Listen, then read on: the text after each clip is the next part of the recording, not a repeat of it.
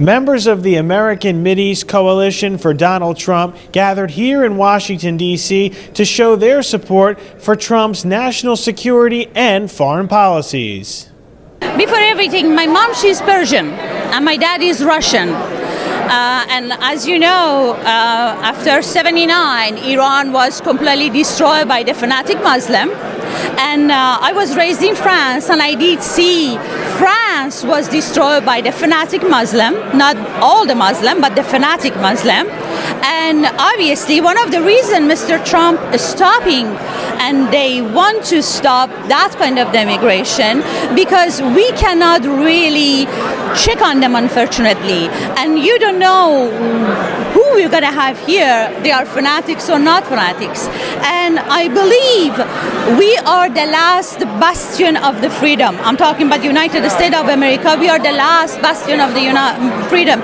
And if we don't defend our freedom, and if tomorrow all these fanatic Muslims come here and live here, and they're going to tell me what I am supposed to do, and they push me their own religion, what we're going to do? They are using our own laws against us. Therefore, I am for Mr. Trump, and I think Mr. Trump, it's the only chance we have. Why are you supporting Trump, given all the controversy with his policy toward the Middle East with immigration, cutting off immigration or limiting immigration from Muslim countries, and his tough stance on border security? Okay, let me give you the controversies. They may think it's a controversy, but it's minor. It's garbage. They can't take your eyes off the main issues that this country faces, which is immigration, refugee, Iran, ISIS, building wall. These are the main constitution. These are the main subjects. Everything else is just garbage. People tend to pay attention to garbage. You know, oh, I touched you, oh, you touched me, oh, blah, blah, blah. Garbage. So you're saying they, as in the media, or who are you referring to? The media is, they have to have something to sell.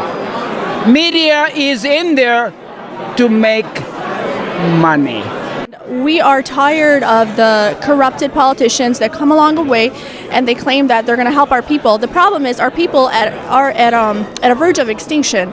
So Mr. Trump is the only one that's spoken very deeply about the Christians in Iraq and in the Middle East.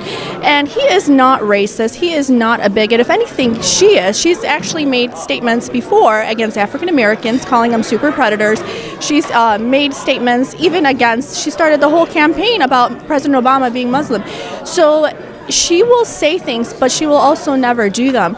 So we need someone like Donald Trump who's firm with his words, who's not wishy-washy, who will actually carry out the plans, the strategies to put a plan that will work.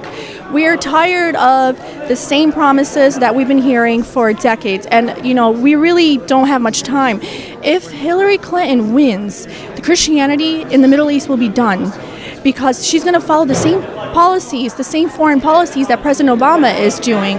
And that is, it's guaranteed that we will all be eliminated either by purging or by another genocide.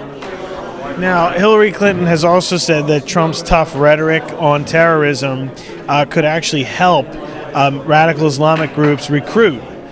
What's your response to that argument? The way that we lost power in our own country and we went from a majority to a minority is from sleeper cells.